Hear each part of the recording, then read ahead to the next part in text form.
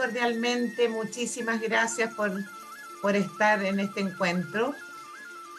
Ustedes saben que para el colegio es muy importante estar con esta mirada global de qué es lo que pasa en nuestro entorno, y para eso contamos con una persona maravillosa. Tenemos el privilegio de contar con ella en el colegio. Ella es Oriana Martínez, profesora de historia, magíster también en educación, y ella ha estado, y además profesora universitaria, con mucho conocimiento de distintos temas internacionales, cientista política, y ahora ya en más de una oportunidad en estos encuentros de actualidad, ella nos ha acompañado y nos ha dado un baño de cultura de qué es lo que está sucediendo. Hoy estamos ya, hace un mes, se está enfrentando una crisis tremendamente dolorosa en el mundo, y es importante entender qué es lo que está pasando, cuáles serán sus causas, qué proyecciones, que no sé, hay mucha incertidumbre, pero conocer un poco más de esto. Así es que, sin más que hablar, dejo con ustedes a Oriana, que ella es la que nos va a acompañar hoy día. Muchísimas gracias, Madame Oriana, por esta compañía y todo lo que vamos a aprender contigo. Gracias. Gracias, Manconi. Bueno, primero estoy feliz de la cantidad de personas que se han conectado y muy feliz porque veo muchas exalumnas de varios años anteriores, así que feliz de que estén conectándose. La Manuela va a quedar ahí encargada de ir admitiendo a las personas que se van uniendo. La idea de esta charla es hacer un recuento histórico, porque la verdad es que para saber lo que está pasando hoy día hay que ver las noticias, y eso sí, hay que tener mucho cuidado con las noticias porque hay muchas fake news dando vuelta, por una parte, y por la otra, en Rusia las noticias están siendo controladas por el gobierno, por lo tanto tampoco se está informando con absoluta realidad lo que está pasando. Así que lo que vamos a hacer ahora, más que analizar la actualidad, la guerra misma, vamos a hacer un recuento histórico. Porque si ustedes han escuchado a Vladimir Putin, él ha dicho de que Ucrania ha formado parte de Rusia a lo largo de su historia, y por lo tanto lo que está haciendo Rusia es recuperar territorio que alguna vez fue de la Gran Rusia. Entonces, el centro de la charla va a ser eso, un recuento histórico para poder entender cuáles son las razones, ¿ya? Y vamos a terminar viendo algunas de las últimas cosas que están sucediendo, ¿ya? Así que voy a compartir pantalla.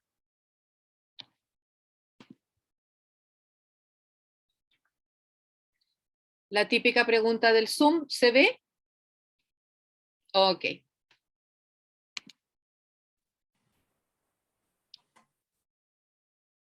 Bueno, la noticia que nos pilló fue el estallido del conflicto el 24 de febrero de este año, y ahí es cuando Putin anuncia operación militar especial en Ucrania.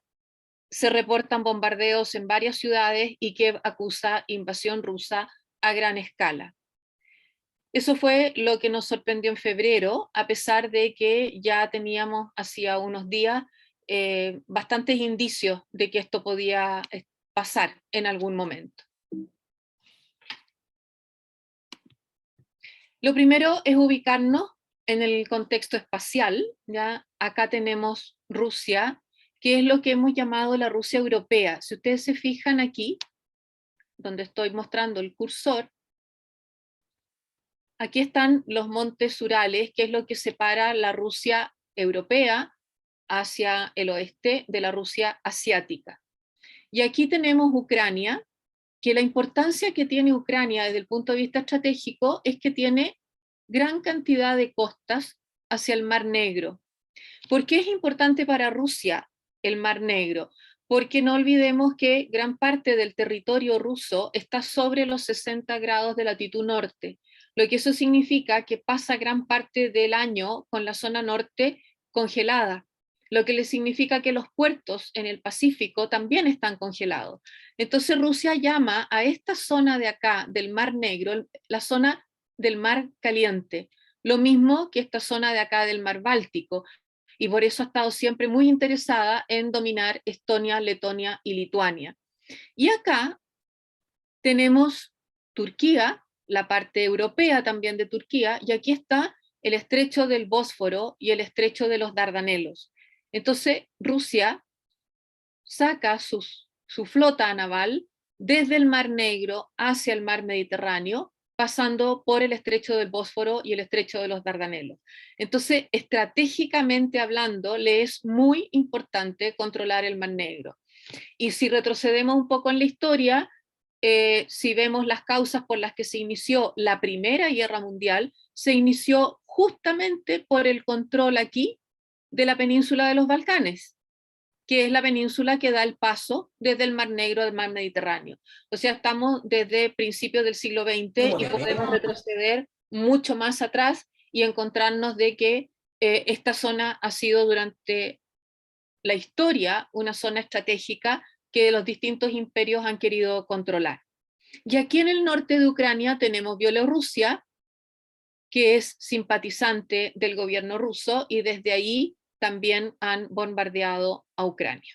Entonces, vamos. Acá tenemos la ubicación geográfica de lo que estamos hablando. Aquí están los montes Urales, que era lo que yo les decía, que separa geográficamente a la Rusia europea de la Rusia asiática. Aquí tenemos San Petersburgo, la gran ciudad europea. Acá tenemos Moscú.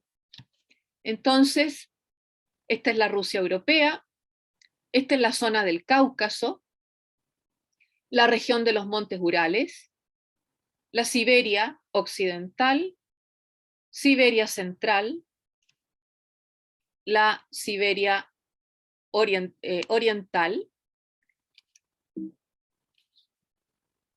y un minutito. Aquí tenemos clima alpino, la frontera entre Europa, yacimientos minerales de hierro, carbón, níquel.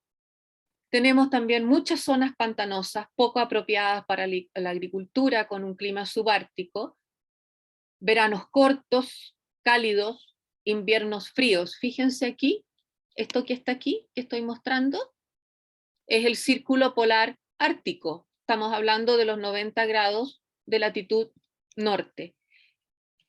¿Cuáles fueron los primeros habitantes que llegaron acá a lo que conocemos hoy día como Rusia? Fineses, turco-tártaros en el sur, ávaros en el norte y búlgaros en el este.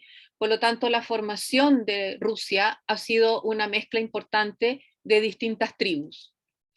Vamos a ir viendo, como esta es una historia muy larga, vamos a ir viendo las cosas más importantes por cada siglo. En el siglo IX llegaron los eslavos, desde Europa central y oriental. Luego llegaron los varegos. Los varegos son los vikingos, que llegaron desde la actual Suecia. Se unieron, se mezclaron los eslavos con los varegos y dieron origen a la clase dirigente. Ellos desarrollaron la economía, establecieron poblaciones en los que les mostré recién, en el Mar Báltico y en el Mar Negro. Y aquí, fíjense, siglo IX, fundaron Kiev, la capital de Ucrania. Y Kiev se transformó en el centro del territorio. O sea, si se fijan, estamos hablando de una ciudad muy antigua, del siglo IX, y que se transforma en el centro, en el centro del territorio. Ahí nace Smolensk, Novgorod, que son las ciudades más antiguas de Rusia. Esta zona, Smolensk, Kiev y Novgorod, es lo que se va a conocer como la tierra de Rus, que ustedes probablemente también lo han escuchado en alguno de los analistas que han explicado esto en la televisión. Eso es Rusia. Acá tenemos un dibujo del príncipe Oleg de Novgorod, y él trasladó la capital de la tierra de Rus de Novgorod a Kiev. Entonces, a partir del siglo IX, Kiev se transforma en la ciudad más importante de la tierra de Rus. Esto que ustedes ven aquí son restos de armas de los vikingos que se han encontrado en las excavaciones que se han hecho en esta zona. Acá tenemos un mapa, ¿ya? Aquí tenemos el recorrido que hicieron los vikingos desde Suecia, atravesaron el mar Báltico, aquí se instalaron, acá tenemos Polonia para que se ubiquen, aquí tenemos Cracovia, y aquí está la tierra del Rus, con su ciudad más importante que es Kiev. Aquí estaba Novgorod. Los varegos se dedicaron al comercio. Ustedes probablemente han oído hablar de la ruta de la seda que venía desde el oriente a occidente. Miren esta ruta en rojo, la ruta del Volga, que llegaba desde la zona del Imperio Bizantino, atravesaba toda Rusia e iba a llegar a Suecia. Después tenemos estas rutas en azul, que es el comercio que desarrollaron los varegos con los griegos. O sea, van a ser un pueblo dedicado al comercio por toda Europa. La tierra de Rus tiene muchos nombres a través de su historia y según los tiempos fue variando. Rot, que significa remeros, los vikingos que llegaron remando, atravesando el mar Báltico, en nórdico antiguo. Rutsi, que son los suecos en lengua báltica. Rus, en eslavo oriental antiguo. Rutsia, en latín medieval. Rosia, en griego bizantino. Roxilla, en ruso antiguo en el siglo XV, y ahora ya se habla de Pochna, que es la Rusia actual. Entonces, esta tierra del Rus ha pasado por varios nombres. En el siglo X toman contacto los varegos, toman contacto con Constantinopla. Y en ese momento se cristianizaron. Y al cristianizarse, en el año 945, ¿ya?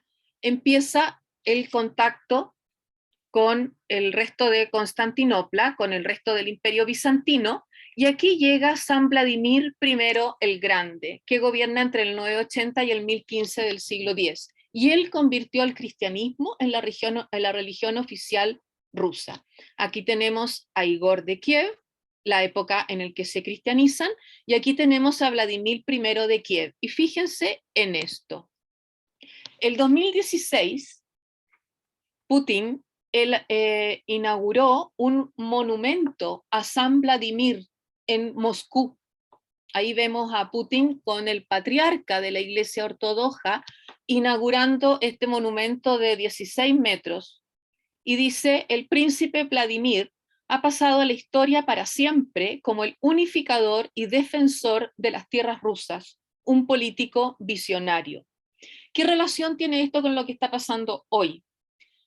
Putin tiene una especie de sentimiento mesiánico, que significa devolverle a Occidente los valores morales perdidos.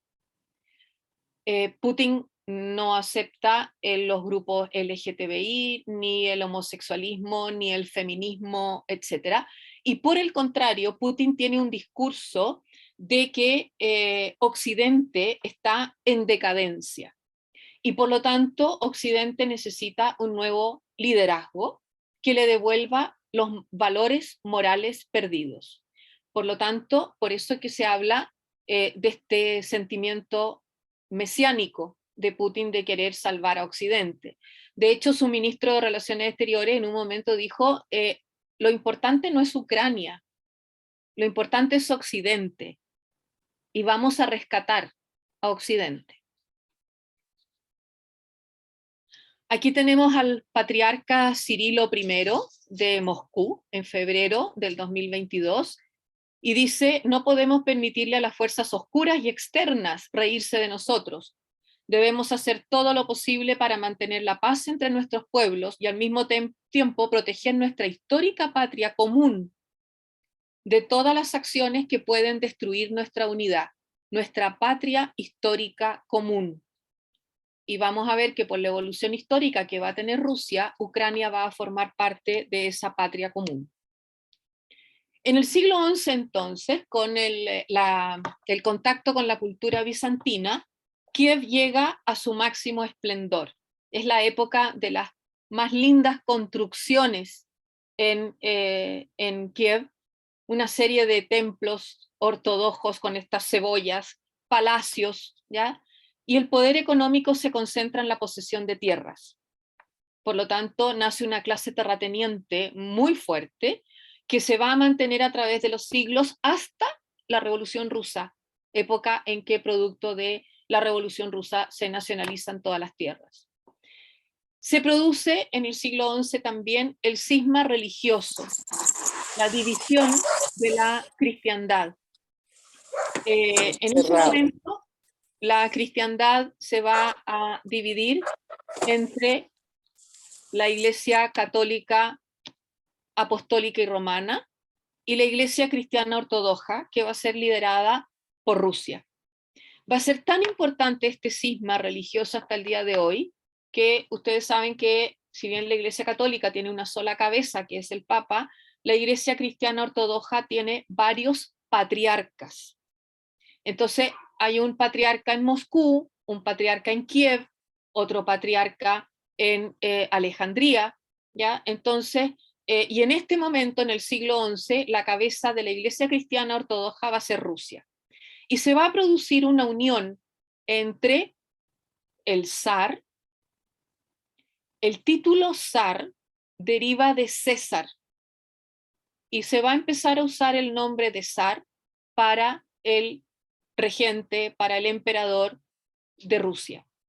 Y él y la Iglesia sostiene que el origen del zar es divino. Entonces, la Iglesia Cristiana Ortodoxa, hasta la Revolución Rusa, va a enseñar la fe en Dios y la sumisión al zar, y al mismo tiempo apoya la jerarquía social y la Iglesia administrada por un santo sínodo que está también, por supuesto, bajo la supervisión del zar. En el siglo XII se producen una serie de luchas internas y Kiev se debilita, y esta debilidad atrae, siempre cuando las ciudades o los imperios se debilitan, es posible ser susceptible de invasiones. Y acá se produce la invasión de los húngaros y de los polacos.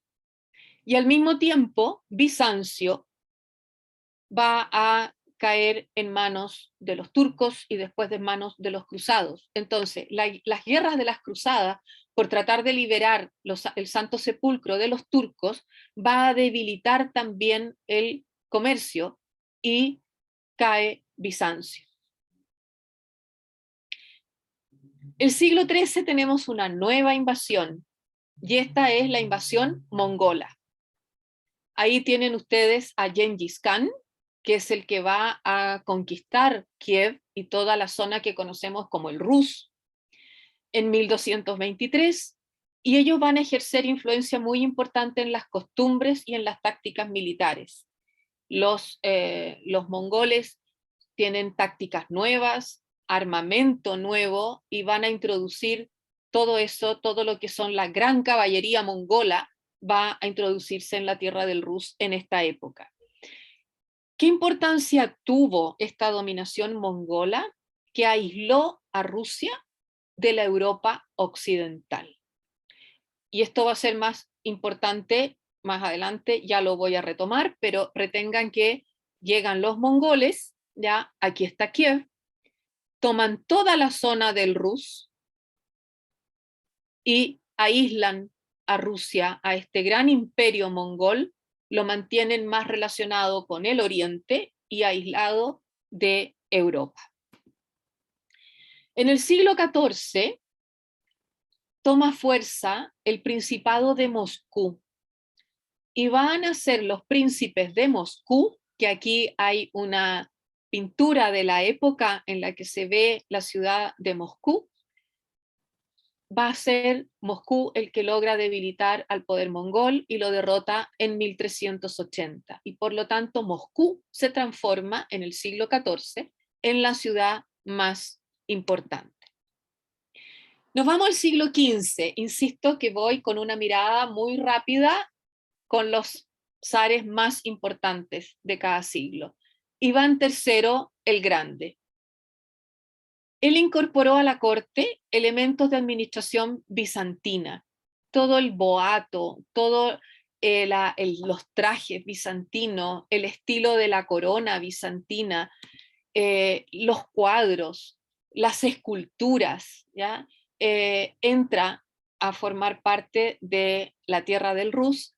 Él doblegó a la nobleza, la puso nuevamente bajo la autoridad del zar y empezamos con la extensión del imperio hacia el sur y hacia el oeste, es decir, hacia el Mar Negro y en el caso del oeste hacia Lituania, lo que les mostré en el mapa al inicio, que está en los países bálticos.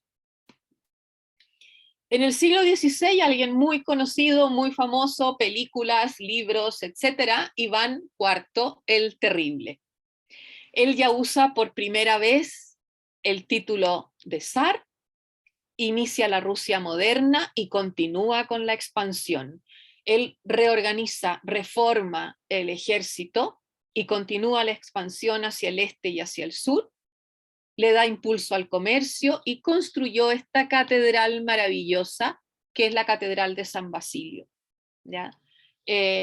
Como una manera de mostrar lo grandioso de este imperio que está naciendo. Esta catedral de San Basilio ha sido muchas veces restaurada, es de ladrillo, por lo tanto hay que estar permanentemente en ladrillo y madera. Hoy día continúa por pedazos siendo restaurada, porque además durante la época de la Revolución Rusa, durante todo el dominio de la dictadura del Partido Comunista, taparon las paredes con cal, que era donde estaban todos los íconos bizantinos religiosos, los taparon con cal y transformaron el suelo de la catedral en pista de patinaje en hielo. Entonces, cuando termina el periodo de la dictadura comunista y se inicia la democracia, se restaura, se saca la cal de las paredes, aparecen los maravillosos frescos bizantinos y se reconstruye como catedral. En el siglo XVII, Miguel III les va a recordar, él inicia la dinastía Romanov. Es el primero de la dinastía Romanov. El último de los Romanov va a ser el zar Nicolás II. Desarrolla el feudalismo y los siervos de la gleba. La gleba es la tierra. El siervo está adscrito a la tierra, pertenece a la tierra, ¿ya?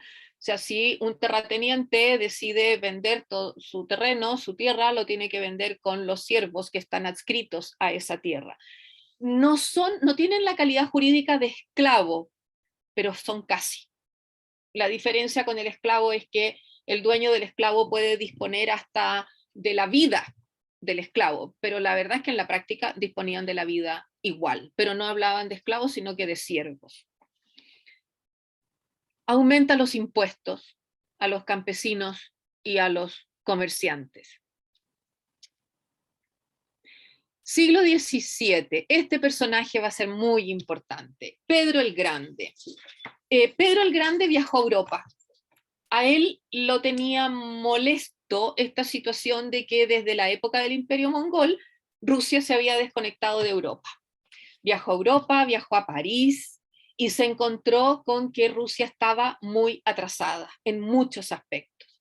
Vuelve a la corte, plantea su reforma, su modernización, y aquí se producen una serie de tensiones entre los grupos modernizadores pro-occidentales y los grupos tradicionalistas, ¿ya?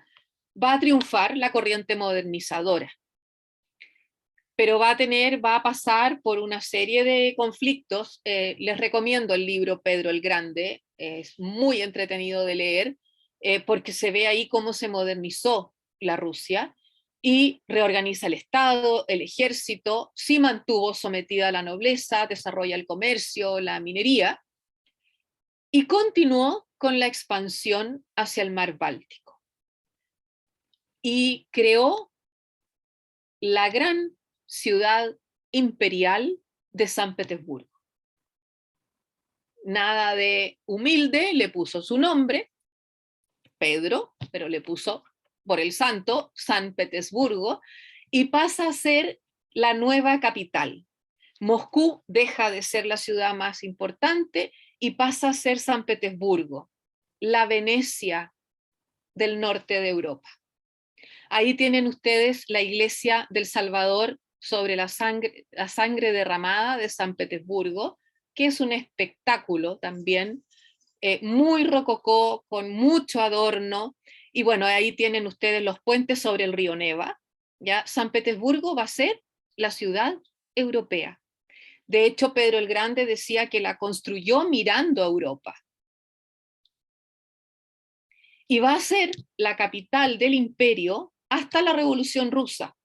Cuando se produce la revolución, en los primeros años de la revolución, deja de llamarse San Petersburgo, se pasa a llamar Petrogrado, le quitan el nombre del santo, y cuando muere Lenin, Stalin le cambia el nombre y la bautiza como Leningrado, nombre que tuvo hasta 1991, cuando se disuelve la Unión Soviética y recupera el nombre de San Petersburgo. En el siglo XVIII, el siglo de las mujeres, porque va a haber varias zarinas, pero la más importante es Catalina la Grande. Expandió el imperio hacia el Mar Negro y hacia Polonia. Seguimos nuevamente hacia el oeste, porque la idea es llegar siempre al Mar Báltico. Anexó Ucrania, fíjense, 1764. Ucrania es anexada por el Imperio Ruso. Esto es lo que toma Putin. Ucrania es el territorio que ha formado siempre parte de todas las Rusias. ¿Por qué se hablaba de todas las Rusias? La Rusia asiática, la Rusia europea, la Rusia del Cáucaso, por eso se habla de todas las Rusias. Aumentó la servidumbre de los campesinos, aumentó el poder de los nobles, fomentó el desarrollo económico y aparecen los primeros obreros industriales. Catalina la Grande es catalogada como déspota ilustrada. Déspota porque mantiene una monarquía de corte absolutista. Ilustrada porque incorpora del movimiento de la Ilustración europea la idea del desarrollo del progreso y de la ciencia. Entonces, pasaron a llamarse déspotas ilustrados porque no hacen reformas en el ámbito político, sino que hacen reformas económicas para fomentar el progreso de sus pueblos. En Chile, por ejemplo, si lo vinculamos con la historia de España, cuando éramos colonia española y reinaba Carlos III en España, déspota ilustrado, es el periodo en que en Chile nace la Academia de San Luis, se construye el puente de Calicanto, los tajamares del Mapocho, la carretera Santiago-Valparaíso, ¿ya? El progreso, pero no la libertad política. Ahí tienen ustedes uno de los ejemplos de las construcciones palaciegas al estilo bizantino y al estilo europeo. Este es el Palacio de Sarkozeló, este es el Palacio de Catalina la Grande, ¿ya? La primera línea de ferrocarril que se construyó en Rusia, producto de los adelantos de la Revolución Industrial, fue desde San Petersburgo a Sarkozeló, ¿ya? Hoy día eso está a una distancia de 20 minutos, media hora en auto, ¿ya? Pero era el Palacio de Catalina la Grande, y si ustedes lo miran, muy similar al Palacio de Versalles. Los jardines diseñados por un paisajista francés. Entonces, dije recién que Ucrania cae bajo el dominio ruso con Catalina la Grande. Y Catalina va a entregar una parte de Ucrania a los polacos. Va a quedar bajo la administración polaca. Polaca está ya conquistado por Rusia, pero va a quedar bajo la administración polaca. ¿Qué va a pasar? Que se van a desarrollar dos culturas distintas, importante con lo que estamos viviendo hoy día. en la zona ocupada por el Imperio Ruso y el Reino Polaco, que después eso se va a incorporar al Imperio Austrohúngaro. La región occidental de Ucrania, la región que da hacia Europa, mantuvo un fuerte carácter nacionalista. Mientras la región que da hacia el este, que la hemos estado oyendo mucho, el Donbass, fueron rusificados. Es decir, se prohibió el idioma ucraniano, se forzó la migración de población rusa a ciudades ucranianas para convertirlas en ruso hablantes, se deportó población ucraniana a Siberia y se discriminó a la población ucraniano hablante. Entonces, hoy Putin tiene un discurso de que él está apoyando la zona del Donbass, estas provincias que se quieren independizar de Ucrania, porque dice que está habitada por rusos, que se habla el idioma ruso, ¿ya? Porque en esta época es donde se realiza este proceso de rusificación. En el siglo XIX, el más importante es Alejandro I. Esta es la época en que Napoleón invadió Rusia, en 1812, y fue derrotado. ¿Ya? Aquí los historiadores sostienen de que a Napoleón lo derrotó el general Invierno, lo mismo que pasó con Hitler un siglo después. Aquí los rusos desarrollaron una estrategia que se llama tierra quemada, la misma que desarrollaron durante la Segunda Guerra Mundial, que consiste en permitir que el enemigo entre lo más posible en territorio ruso. Los rusos se van retirando y en la medida que se van retirando van quemando todo aquello que le puede servir al enemigo.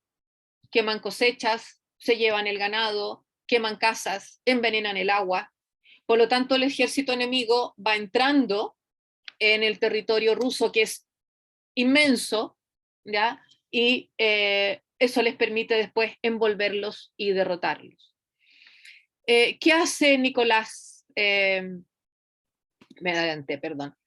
Después que derrotan a Napoleón, se juntan los vencedores y sin preguntarle a nadie, por supuesto, redibujan el mapa de Europa en Austria, lo que se llamó el Congreso de Viena.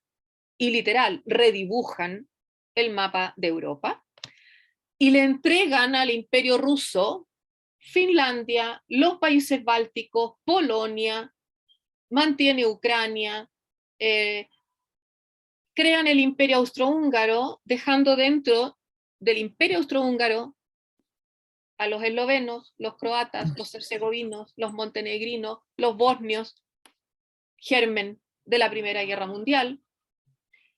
Se dejan a los estados alemanes separados, germen de la Guerra de Unificación Alemana. Dejan a Holanda y Bélgica juntos en el Reino de los Países Bajos, germen de otra guerra hasta que se separaron. El líder, la figura central de ese congreso es Alejandro I. ¿Por qué? Porque había logrado derrotar a Napoleón. Mantiene la servidumbre de la gleba, lo que atrasa el desarrollo económico. Rusia sigue siendo principalmente agrícola. Se retrasa la llegada de los adelantos de la revolución industrial. Incorpora Finlandia y paralelamente, mientras más represión hay, más van creciendo las ideas liberales, que por supuesto son reprimidas. Después viene Nicolás I, que su lema es autocracia, ortodoxia, nacionalismo, y crea la policía secreta, sofocando todas las revueltas liberales, no solo dentro de Rusia, sino que también fuera de Rusia. Por nombrar algunas, la revuelta francesa, la Revolución Liberal Burguesa de 1830, la Revolución Liberal de 1848, son todas sofocadas con la ayuda del zar Nicolás I. La época de los miserables son esas revoluciones liberales. Impuso censura en educación a los escritores, prohibió el remate de los siervos, siguió expandiendo el imperio, derrotó a Irán, derrotó a Turquía. Y después Turquía, años después, se vengó declarándole la guerra, la que la vamos a ver al tiro, y también empezó a construir vías férreas para conectar los palacios de la familia imperial y para conectar San Petersburgo con Moscú. Aquí tenemos la guerra de Crimea. En esta guerra tenemos el Imperio ruso enfrentado con el Reino de Grecia contra una liga, el Imperio Otomano, el Reino Unido, el Reino de Cerdeña. ¿Por qué se desencadena? Miren, aquí está Crimea, muy conocida en este último tiempo. Aquí está Sebastopol, que es donde están bases nucleares, ¿ya? Y aquí está Rusia. ¿Cuál era el temor de Rusia? Que el Imperio Otomano, que es este que está acá, se desmoronara. ¿Por qué tenía ese temor? Porque ya el Imperio Otomano está entrando en decadencia.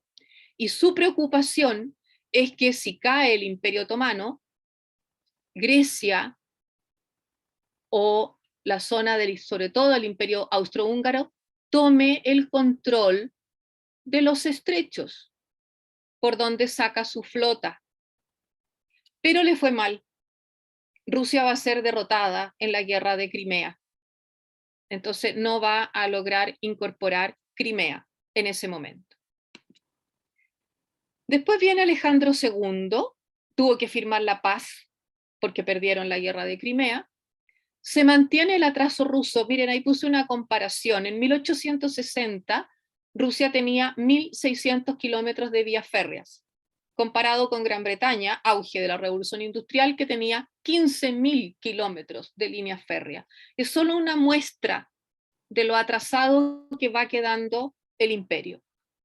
Decretó la emancipación de los siervos.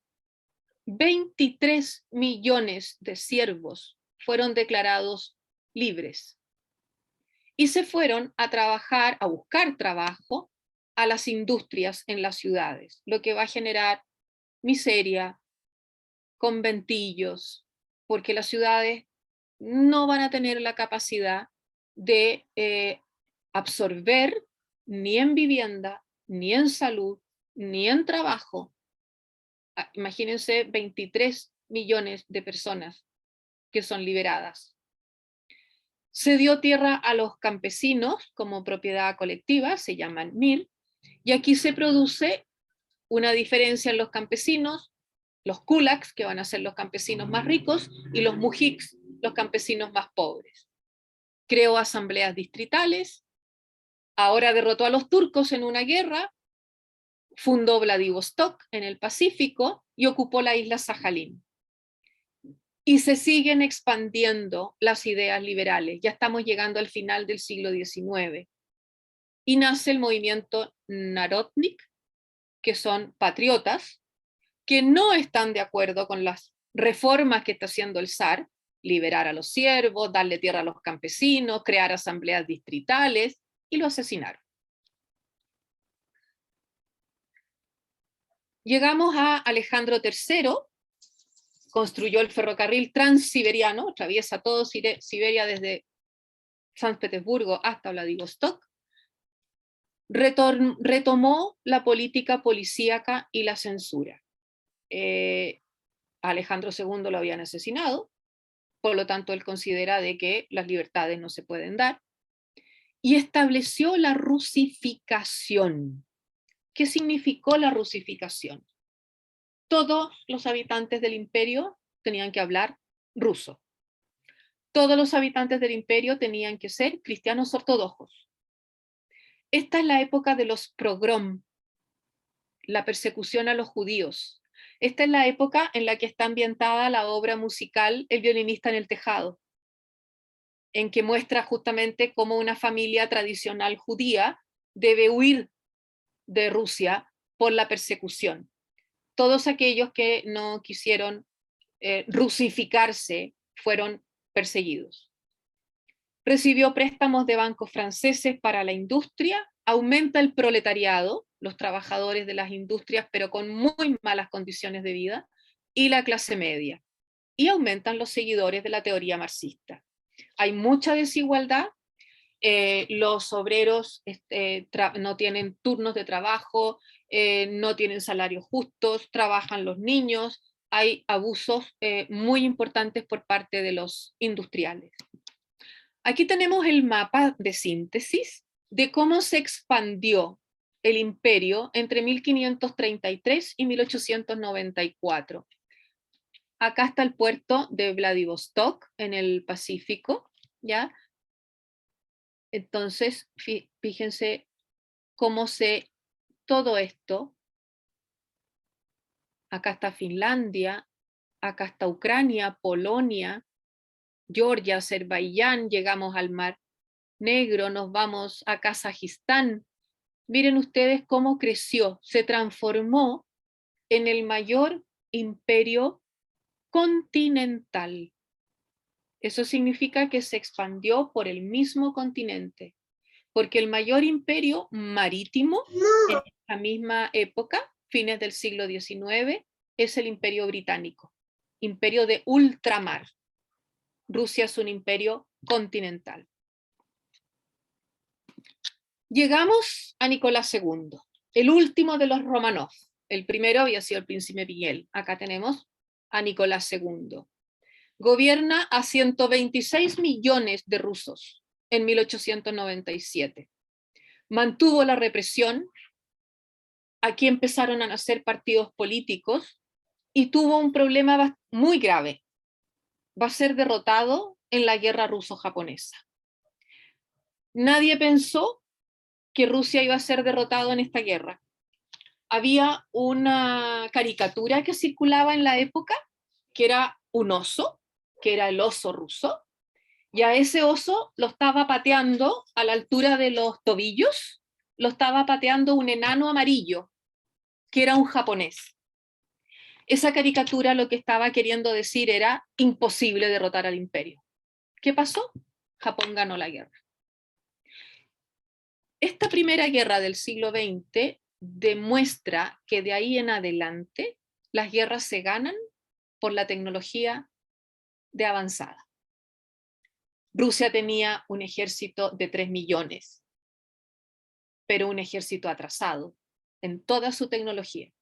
Japón era un ejército mucho menor, pero había modernizado su flota, su ejército, sus armas, comprándole a Gran Bretaña. Aquí tenemos entonces el imperio ruso en los inicios del siglo XX.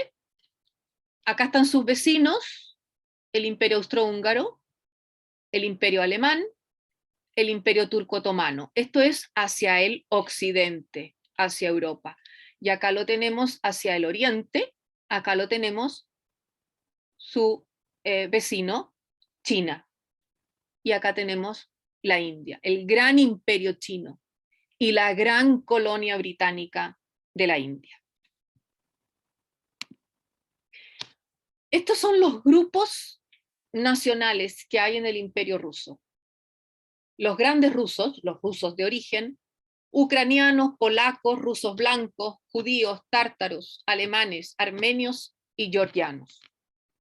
Este va a ser un tremendo conflicto para Rusia hasta fines del siglo XX. La cantidad de nacionalidades a las que tiene dominadas, porque cada una de esas nacionalidades va a querer formar un estado independiente. Entonces al zar Nicolás se le va a hacer muy difícil controlar a todas estas nacionalidades. Y cuando estalla la Revolución Rusa, bueno, Lenin y Stalin los va a controlar con una dictadura. Pero cae la Unión Soviética en 1991 y todos ellos se van a transformar, ya los vamos a ver, en nuevos países. El régimen entonces de los zares va a ser autocrático. Los pilares van a ser la nobleza, el clero, el ejército y una tremenda burocracia imperial. La policía política, la represión y el zar como cabeza de la Iglesia ortodoxa.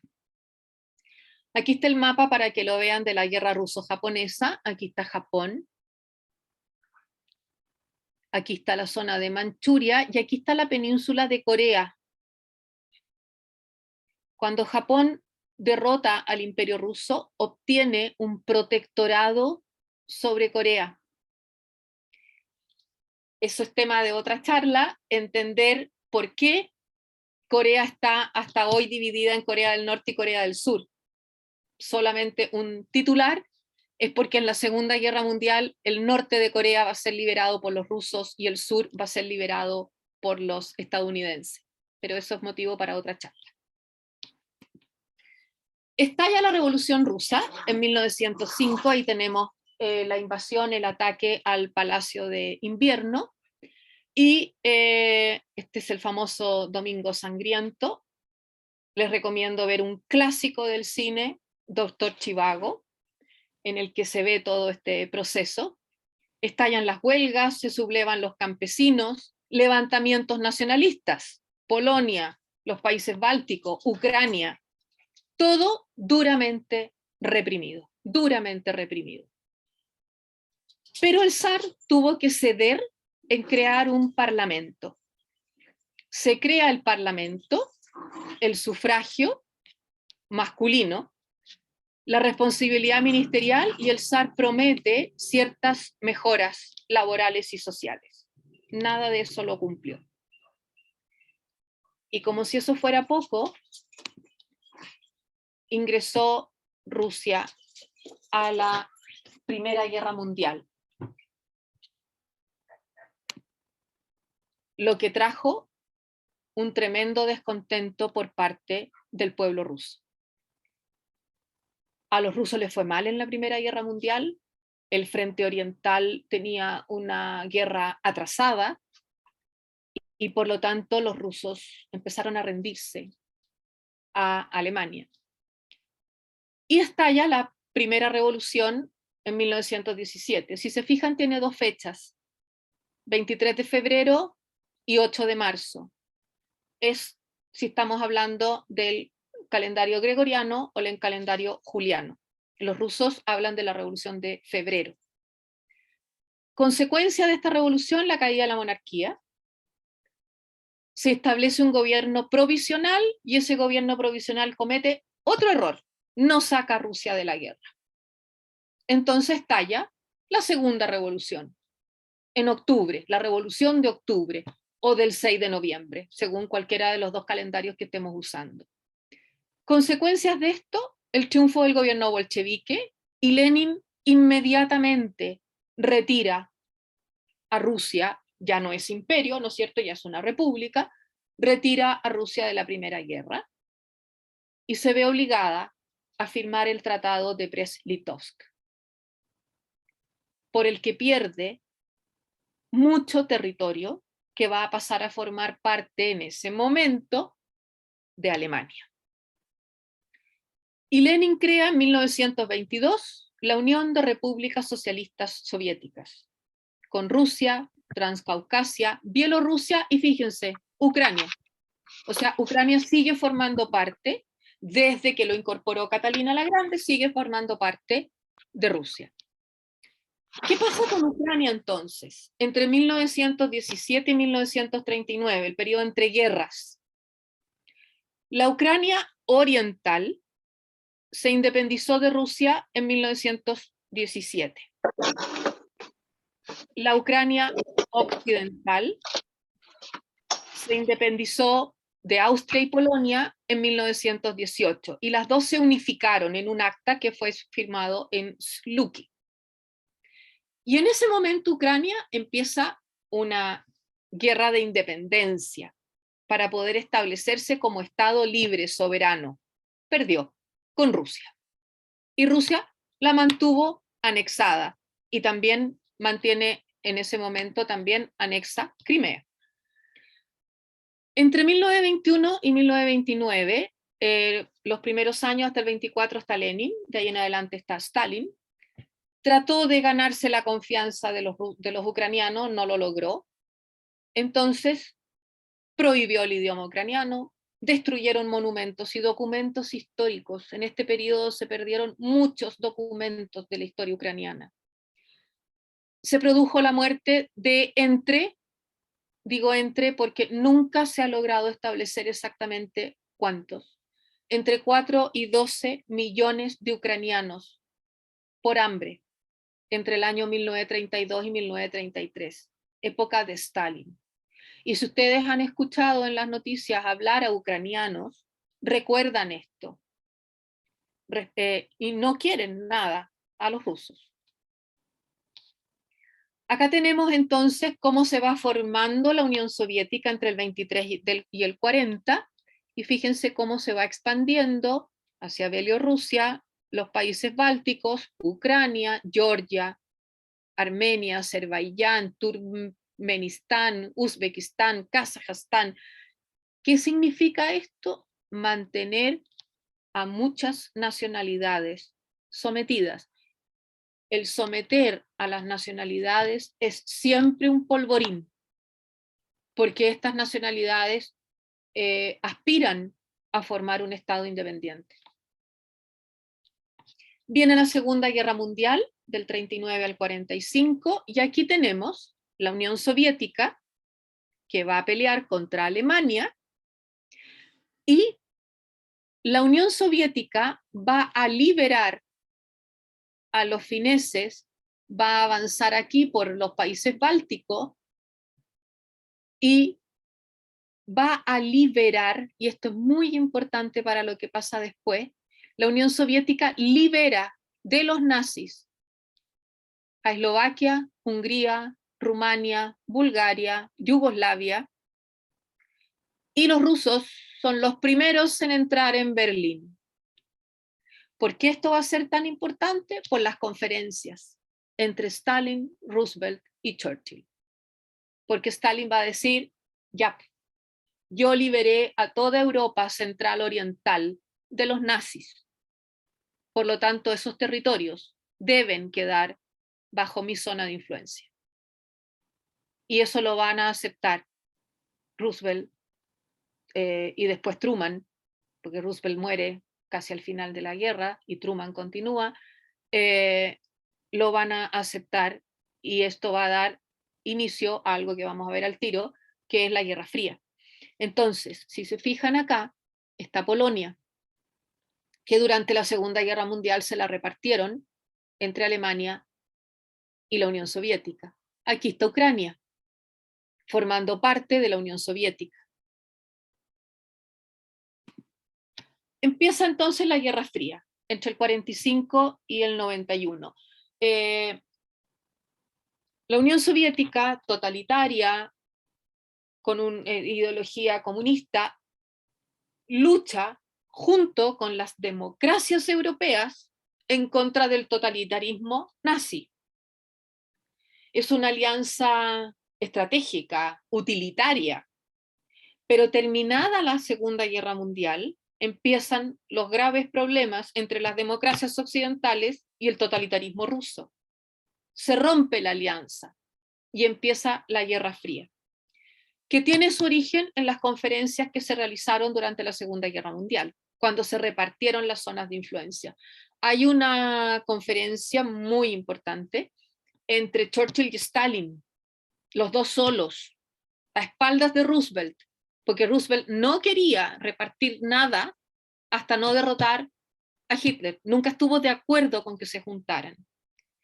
Churchill en sus memorias relata esa conferencia y relata cómo fueron dibujando un mapa para repartirse las zonas de influencia. ¿Se fijan que durante la historia se cometen los mismos errores? Repartirse los territorios sin preguntarle a los habitantes de esos territorios. Entonces, durante este periodo se disputa la hegemonía mundial, Estados Unidos y la Unión Soviética, y ese es tema para otra charla, pero lo hemos visto durante todo ese periodo, cómo intervinieron en todos los países de América Latina, en el sudeste asiático, en África, ambos para lograr mayores zonas de influencia política. Entonces se formaron las alianzas. El Pacto de Varsovia, que es el que ustedes ven aquí en rojo, liderado por la Unión Soviética, y la OTAN, la Organización del Tratado del Atlántico Norte, liderado por Estados Unidos. Esta es la Europa Central Oriental, que va a quedar en manos de los rusos y que va a dar origen a que Alemania se divida y nace la República Democrática Alemana, va a dar origen a que Berlín se divida en Berlín Oriental y Berlín Occidental, y esta alianza va a durar hasta 1991, cuando se produce la caída de la Unión Soviética. En 1988 es elegido Gorbachov en la Unión Soviética y él va a dar origen a la perestroika, todo lo que es la reforma económica, política en la Unión Soviética, y va a terminar con este sistema, va a llamar a elecciones, se va a redactar una constitución en 1988. 1989, los más grandes, como dicen los argentinos, vimos la apertura del muro de Berlín, inolvidable, cuando la grúa parte el muro y lo levanta, ¿ya? Y a partir de ese momento, fíjense ahí, 15 repúblicas que formaban parte de la Unión Soviética se transformaron en estados independientes. Una de esas 15 repúblicas, Ucrania. Pero si vamos hacia atrás, Ucrania ha formado parte de Rusia desde la época de Catalina la Grande. ¿Qué pasa con la OTAN después de la caída de la Unión Soviética? Existe hasta hoy. El Pacto de Varsovia no, pero la OTAN existe hasta hoy. ¿Y qué empezó a pasar desde el 91 en adelante? Que empezaron los países de Europa centro-oriental a pedir entrar a la OTAN. Esos países quieren ser europeos, no quieren ser asiáticos, no quieren tener la influencia rusa, ¿ya? ¿Y quiénes ingresan al Pacto de Varsovia? Polonia, Hungría, la República Checa, Estonia, Letonia, Lituania, todos países que habían sido dominados por Rusia.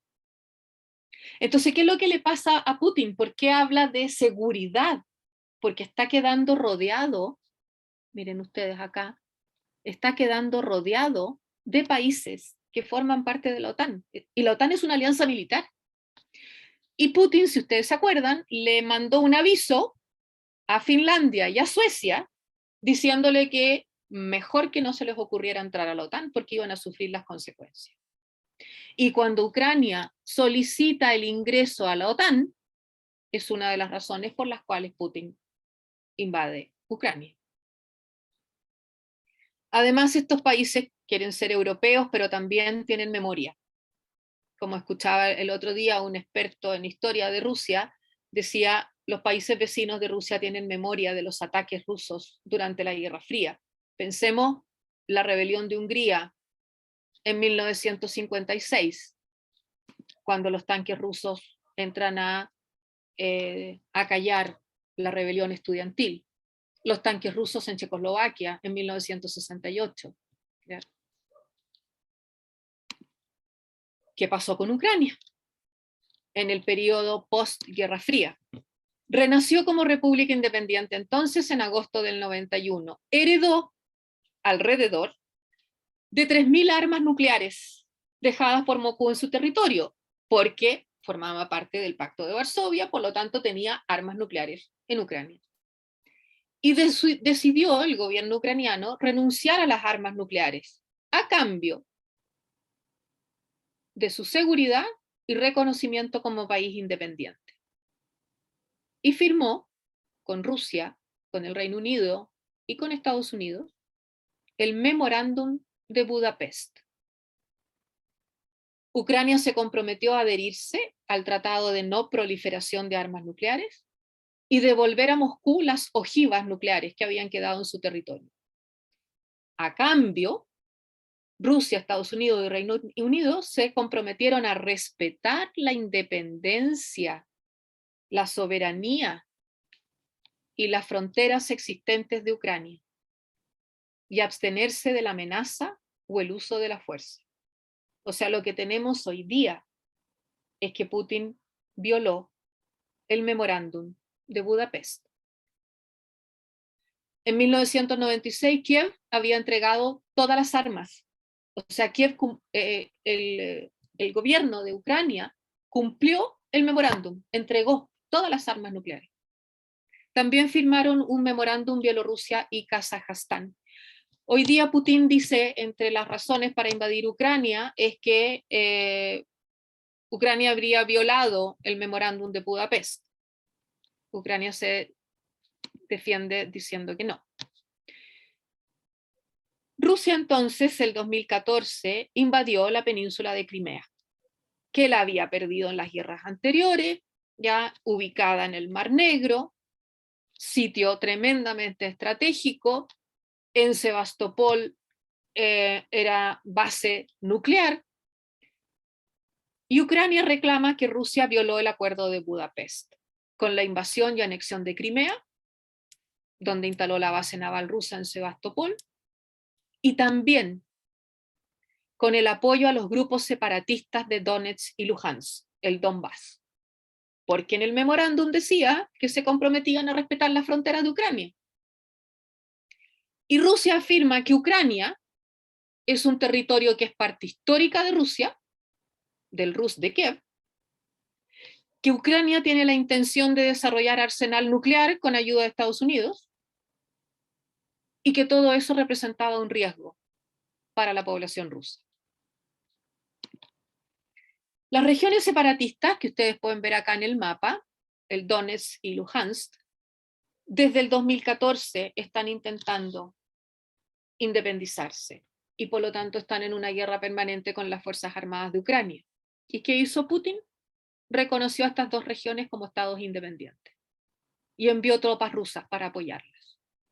O sea, rompió otro acuerdo, que es el acuerdo de Minsk del 2014, firmado por Ucrania, Rusia, Donetsk y Lugansk, que iban a poner fin a la guerra.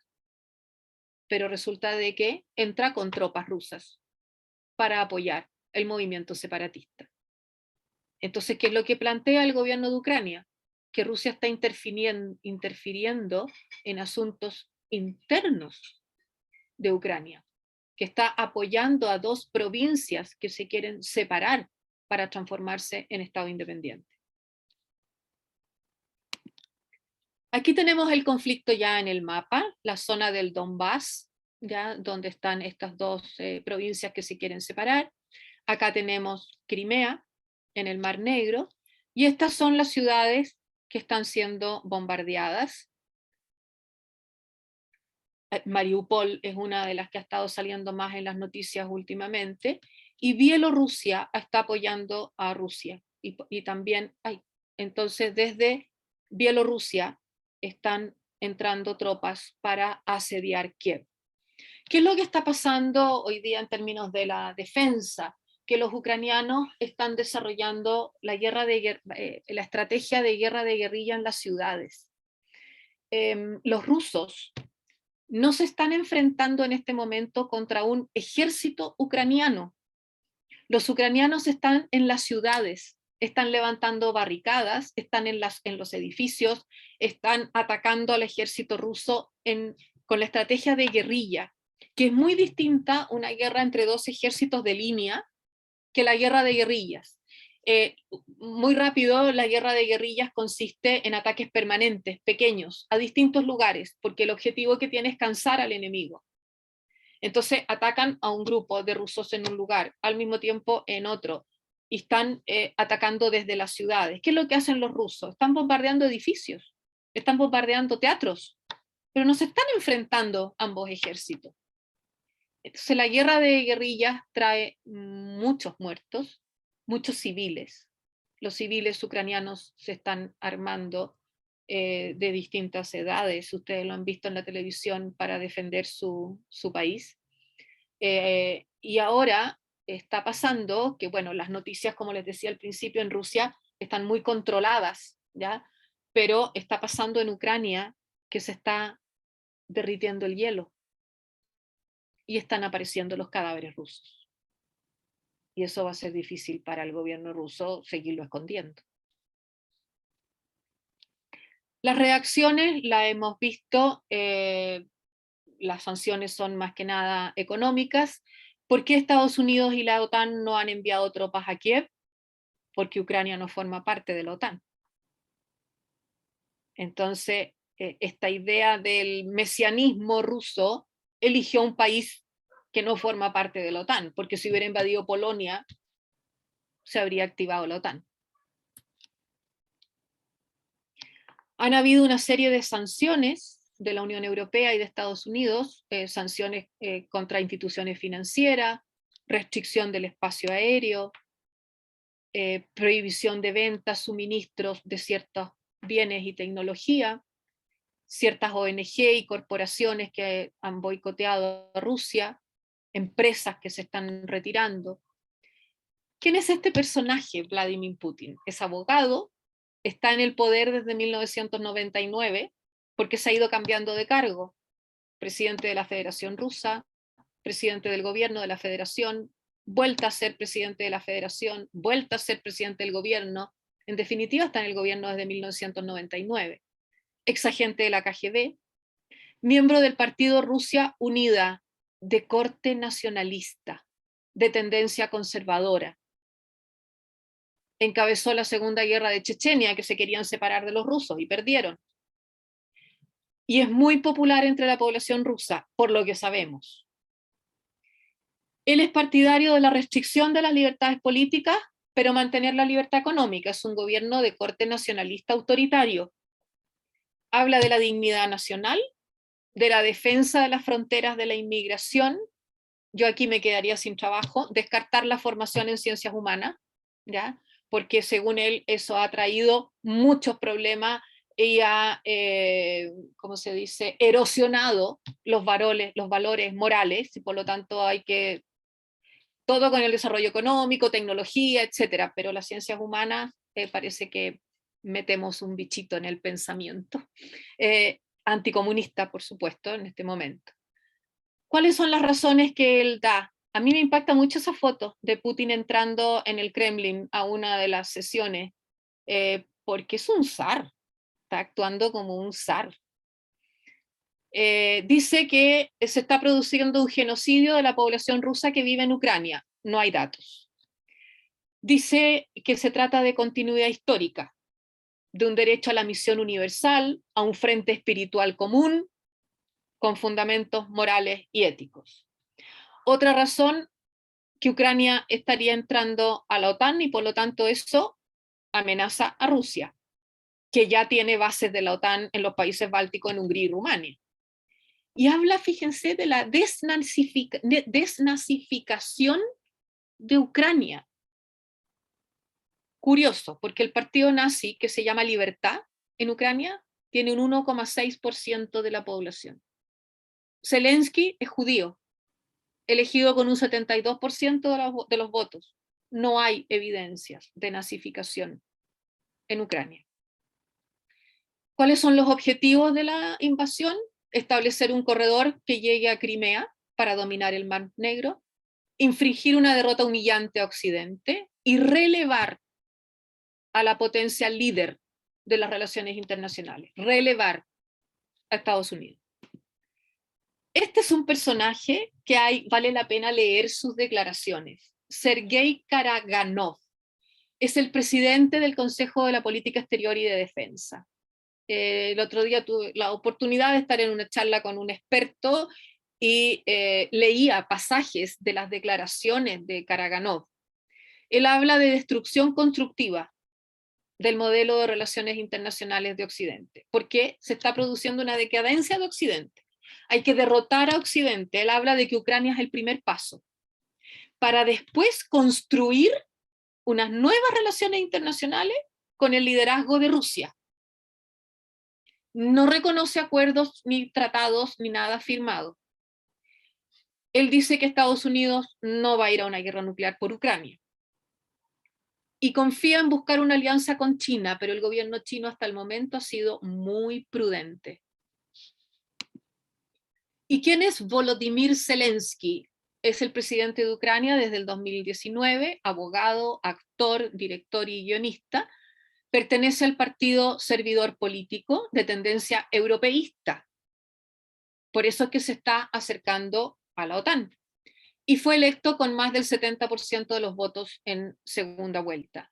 Y hoy día se ha transformado en el símbolo de la resistencia ucraniana, en el símbolo del nacionalismo, de la libertad, de la independencia, de la defensa de la soberanía nacional por sobre la intervención de otro país, y ha mantenido el espíritu ucraniano en alto durante este mes que llevamos y que no sabemos hacia dónde va. Han existido las conversaciones, pero las condiciones que pone Rusia son condiciones que todavía Zelensky no está dispuesto a aceptar. O sea, Ucrania no debe entrar a la OTAN, darle la independencia a las provincias del Donbass y entregarle Crimea.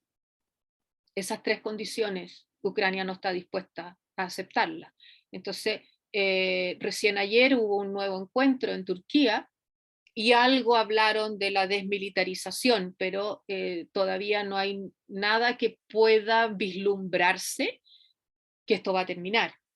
Hay algunos analistas que plantean que lo que podría haber es un levantamiento interno ruso contra Putin.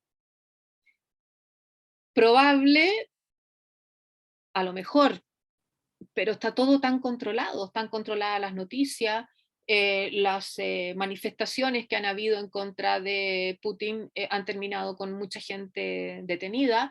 No sé si ustedes vieron que mostraron, mientras una periodista estaba leyendo las noticias oficiales, entró otra por detrás con un cartel hablando en contra de la guerra, la detuvieron inmediatamente, pero como eso fue tan público, a las 48 horas la liberaron, ¿ya?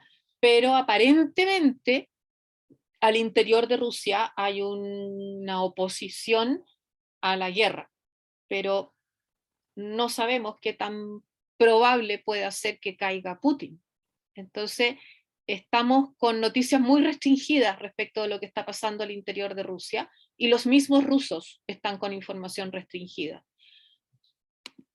Bueno, la idea era en este rato voy a dejar de compartir, hacer un recuento histórico, porque la verdad es, como les decía al principio, las noticias las pueden ir viendo ustedes de qué es lo que va pasando, ¿ya? Pero la idea era entender de dónde viene todo esto, por qué Putin habla de que el territorio ucraniano forma parte de la historia de Rusia, por qué habla de rusificación, por qué habla de esta especie como de mesianismo de Rusia. Algunos un poco atrevidos para algunos, para otros no, están comparando la figura de Putin con la figura de Hitler. Hitler también tenía una cosa mesiánica en esta gran Europa, en este tercer Reich que quería formar. Hitler hablaba en un principio del espacio vital alemán, que consistía en unir en el tercer Reich a todos los alemanes, y eso significaba parte de Polonia, parte de Checoslovaquia, Austria completa. Bueno, Putin está hablando de unir a todos los rusos. Entonces, es difícil saber hacia dónde se encamina esto. Bueno, espero no haberlos lateado mucho y haber dado una sinopsis muy rápida de lo que está pasando. No sé, Manuela, si quieres, o Manconi, si vas a dar la... Muchas gracias, sí, muchas gracias, Oriana. Siempre es difícil entender los conflictos bélicos y muy doloroso, pero por Dios, qué interesante todo lo que nos has presentado ahora para entender un poco más de dónde viene, y indudablemente había que tener conocimientos de toda la historia de muchos siglos atrás para entender un poco más, porque también el bombardeo de información que, como tú partiste diciendo, muchas noticias que no son reales y que estamos bombardeados y de repente es muy difícil dar opiniones. Así que muchísimas gracias